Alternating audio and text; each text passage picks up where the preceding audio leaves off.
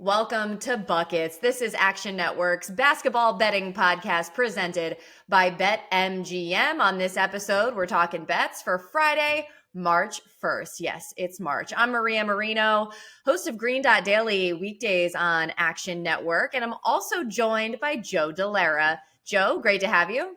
Hey, thanks for having me. It's always fun to be back for an extra day during the week, so it'll be nice to break down the Friday slate.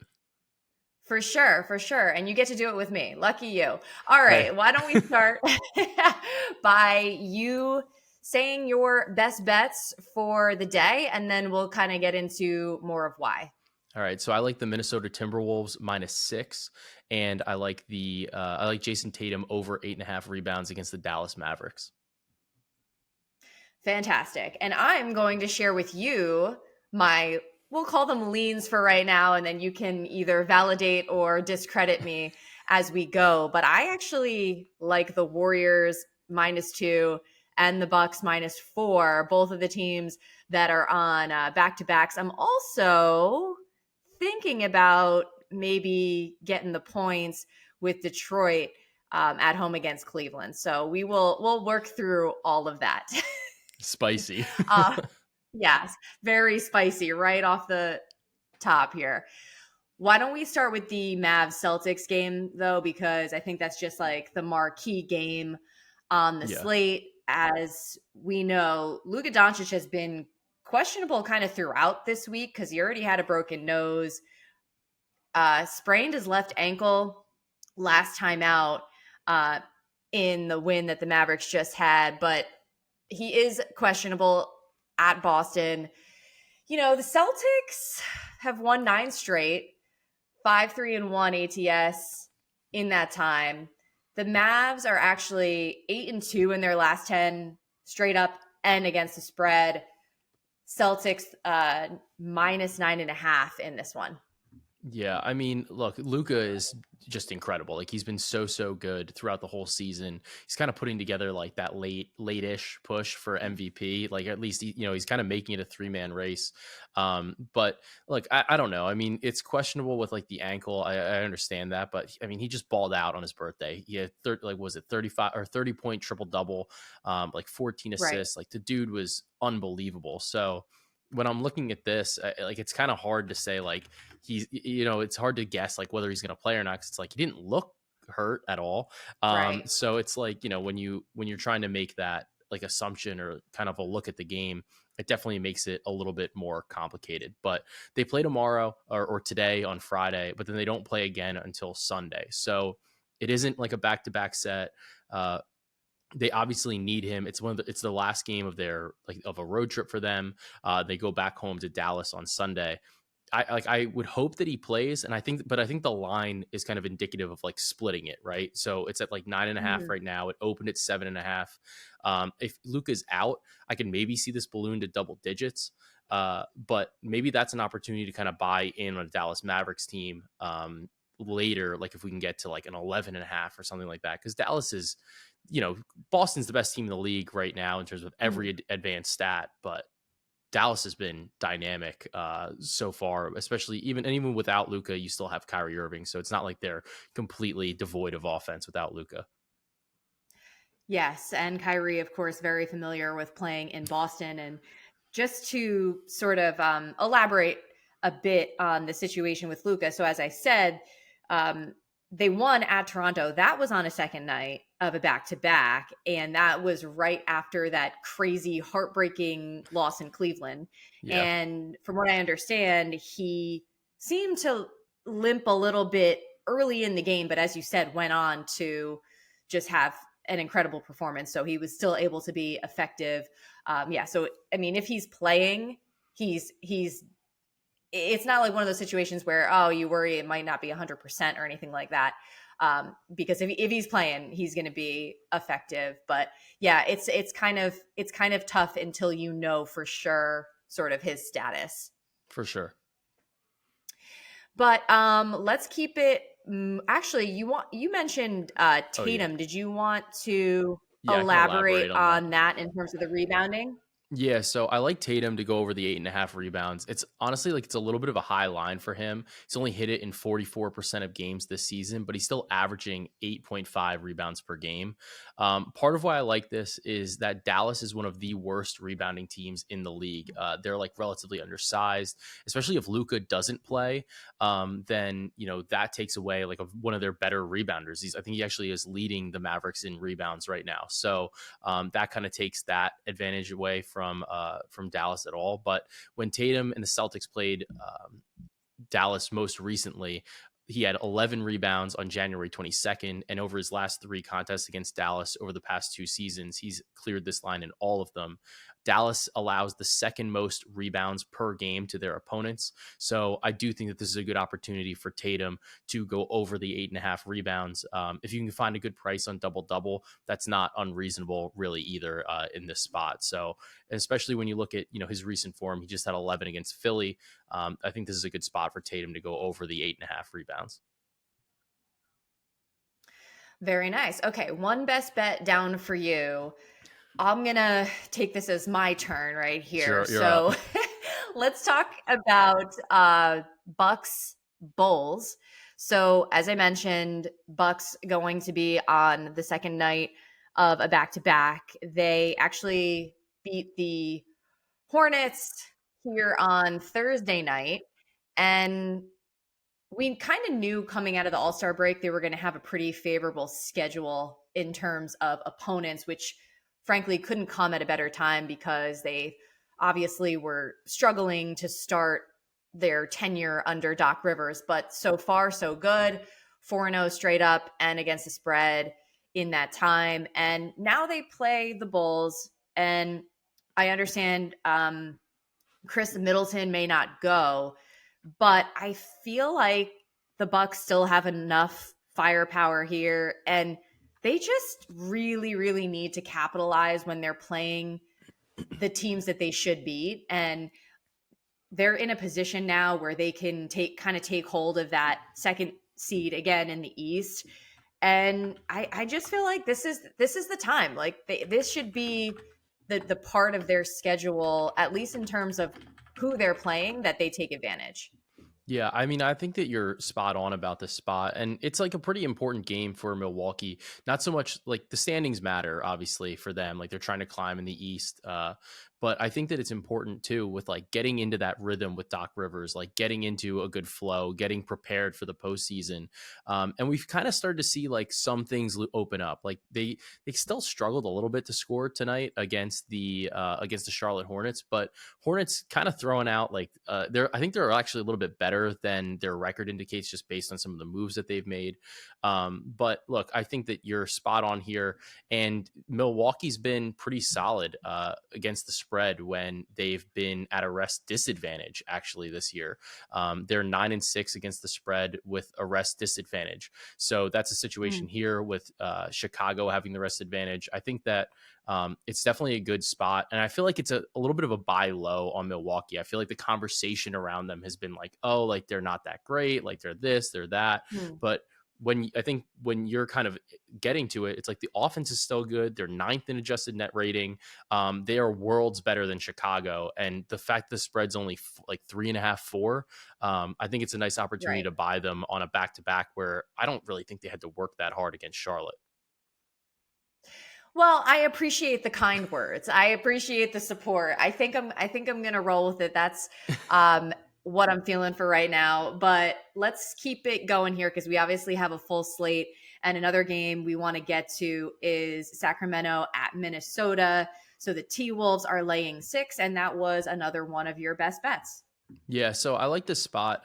Both teams have a little bit of an injury report. Anthony Edwards is listed on the injury report for Minnesota. He's listed as, I believe it's questionable with an ankle issue, and then Kyle Anderson's doubtful. But the Kings are without or potentially without De'Aaron Fox, who is questionable for this game. He missed last game as well. So that's always like a little bit concerning. Part of why I like Minnesota here is that they've been, I think, significantly better than Sacramento over the course of the entire season.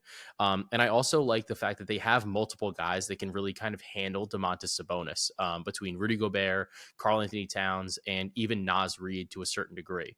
But the biggest thing here is, to me, is that the Kings are 10-14 straight up against top 10 teams in point differential. So they're not nearly as good on the season in this spot. When you look at them, they have a minus 5.8 net rating, and they've actually been failing to cover the spread by 3.8 points per cleaning the glass. Minnesota's offense is not that good.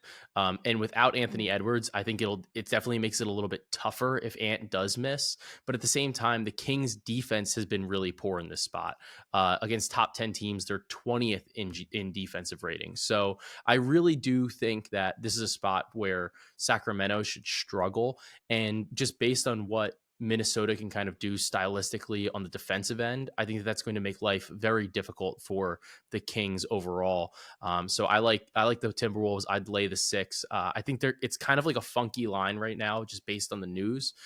If Fox is in and Ant is out, then maybe we see this go to like 4.5. If Ant's in and Fox is out, maybe we see this go to 8.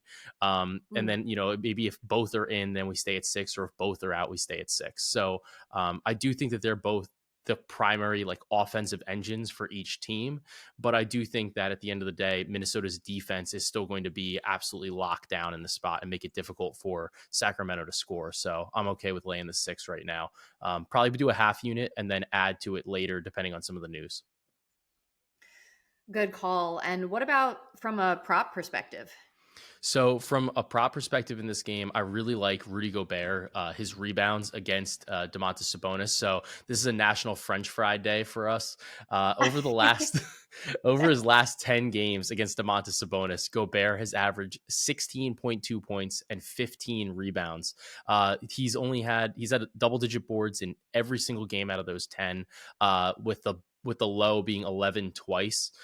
He's had plenty of games at 14, 16, some 17s. He even had a 23 rebound game in this spot. So I actually think that I'd either take the rebounds, depending on where it's at. If it's at like 12.5, I definitely like the rebounds, maybe even 13.5 if I can get a plus number.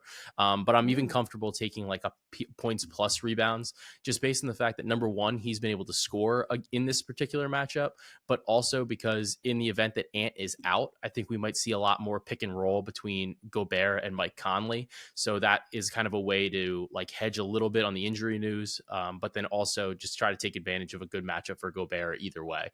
So his line's been about like 27.5 on the points plus rebounds, probably a look that you could take in this type of matchup as well. So I'm going to be looking for those props whenever they pop. Another good look. Okay, we're going to hit a couple more games, but before we do, I want to remind everybody that this podcast is proudly presented by BetMGM. Use bonus code ACTION when signing up to get up to $158 in bonus bets when you bet $5. For new users in Arizona, Colorado, Illinois, Indiana, Iowa, Kentucky, Louisiana, Maryland, Massachusetts, Michigan, New Jersey, Ohio, Pennsylvania, Tennessee, Virginia, West Virginia, and Wyoming. Terms and conditions apply. Must be 21 or older. Gambling problem? Call 1-800-GAMBLER. Okay, are you ready for more leans and for me to start leaning more and more toward betting? Yeah, you're like the Leaning Tower of Pisa here. We're good. Let's get them out. That sounds like me. Okay, so let's just talk really briefly about Cleveland here at Detroit, and the spread is 9 as we speak. And I just feel like Detroit has been sneakily playing a lot better and covering a lot more. And meanwhile, Cleveland, I think, has started to hit the point where they're maybe a little overvalued, just because of how great they were for such a long stretch, pretty much this entire, start of the new year, and, sitting comfortably in that 2 seed for a long time. And I feel like, I don't know, this is probably the one that I feel maybe least strongly about, but it's definitely a thought that I had.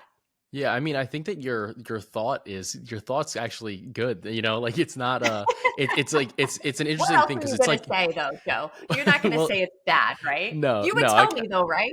I would tell you. We can't lie to the listeners here. Okay, But good, look, good. I can lie to you, but not to the listeners. So Got it. the interesting thing here is that actually, Detroit did, like I was at that Knicks Detroit game with the Uh-huh. fellas. So that was fun. But that game, Detroit played like Oh, really well. They played everybody really tight.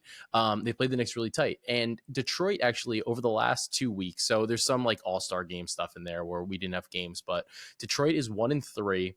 They have a -1 net rating. Over the okay. last 2 weeks, Cleveland is actually 2-3 with a -3.5 net rating. So Detroit's Hmm. been a little bit better over the past couple of weeks. And Detroit has been 15th in offense, 17th in defense. Cleveland is 18th and 19th. Additionally, when we look at this, Detroit, they've been missing Sasser for a bit, but that's not really impacting their rotations right now. For the Cavs, they listed Donovan Mitchell as questionable for this matchup. So that's another thing with left knee Hmm. soreness. They might think, maybe we don't need Mitchell. Maybe we don't maybe we don't want him to play in this game. Like maybe we want to give him a day off. Donovan Mitchell's been the best player on that team. He's been one of the best players in the league. Honestly, like if he wasn't in Cleveland, he'd be getting a little bit more MVP consideration. Like that's how good he's been. Hmm. So I think that your thought process is like really spot on in this situation. And Detroit like hasn't been as bad as we think they are, especially with Monty Williams's rotations are crazy, but Cade Cunningham's still getting his minutes. Jaden Ivey's getting enough minutes. I think that they can make this a little bit more interesting for in this game. The other thing is when Cleveland has had both Jarrett Allen and Evan Mobley, it's been really interesting because I think that the minutes like haven't been as good as you would expect them to be. Over the course of the season, when Mobley and Allen are on the floor together, the team has a +2.1 net rating. That's worse Hmm. than their full season net rating of about like 4.6 or so. So they've been worse with the two of them on than they've been when Hmm. with like staggered or just overall over the course of the season. So I wonder if it's like a spacing thing. I wonder if it's like a chemistry thing or a continuity thing. But for whatever reason, they've struggled with the two of them on. And when Cleveland ripped off that like massive win streak, it was with Donovan Mitchell and Jarrett Allen. Darius Garland was out and Evan Mobley was out. Right. So I think that they're kind of going through their own thing right now, trying to find their identity when all of them are playing, especially they're too big. So I do like the Pistons angle at like 9.5. I think there is in the market. So you're Oh, leaning, you're see, falling here. now you're convincing me. This is great. It's like I tee you up and you just, We put it, give we me got to the do it. okay.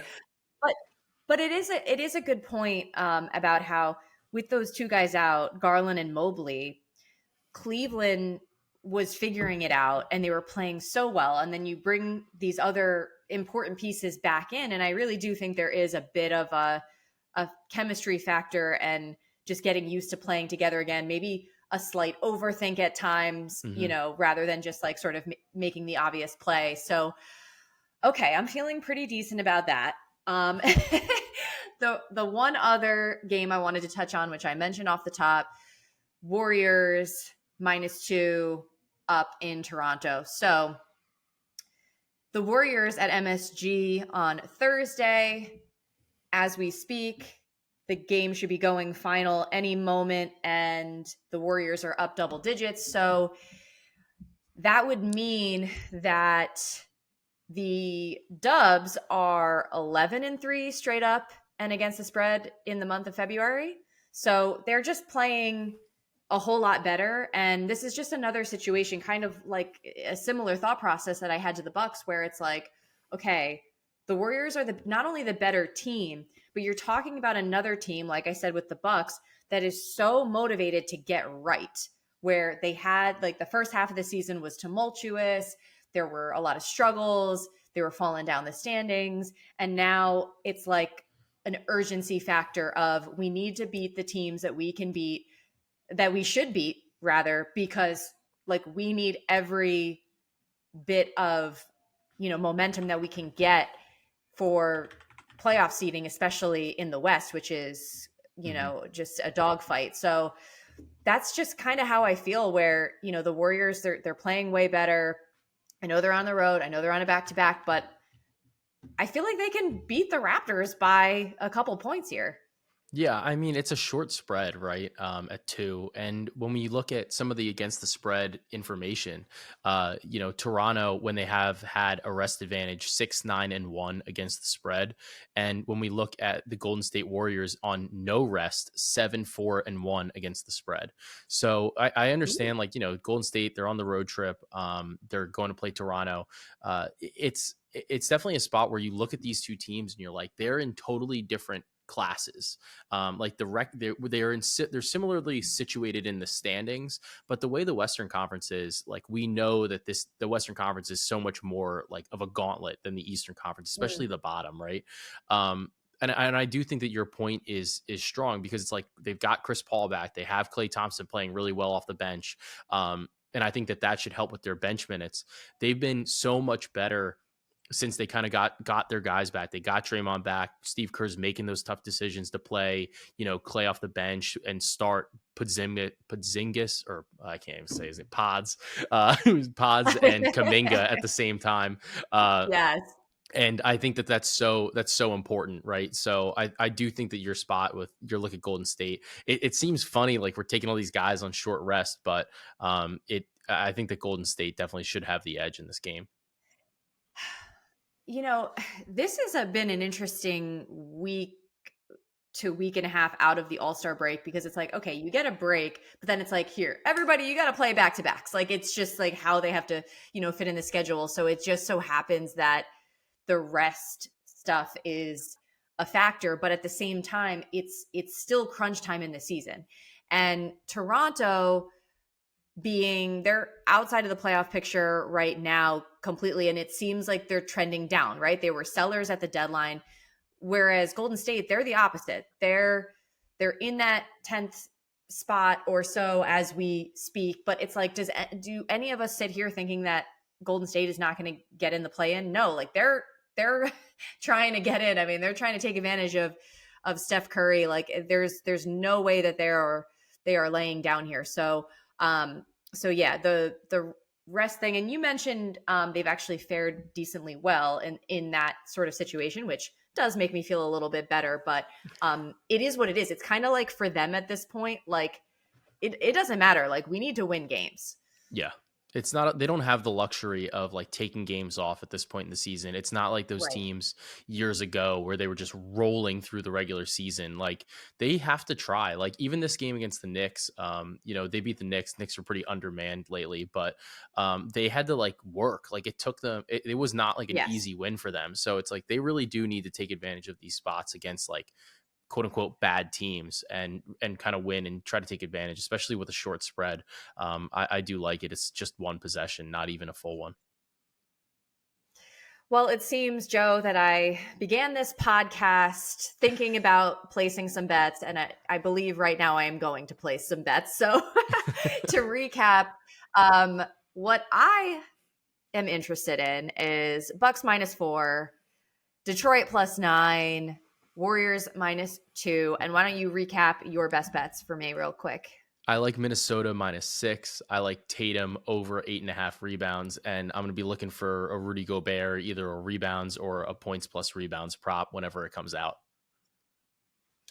Fantastic. Well, you know what? I don't host this podcast often, but when I do, we're going big or going home. So that's where we're at. And as always, appreciate you for listening to Buckets presented by BetMGM. Once again, I am Maria Marino, and he is Joe Delara. Don't forget, by the way, to download our award-winning Action app and rate and review this podcast. You could win Action swag or a free subscription to Action Pro. Joe, thanks again. Hey, pleasure. Nice doing this with you. Let's get buckets.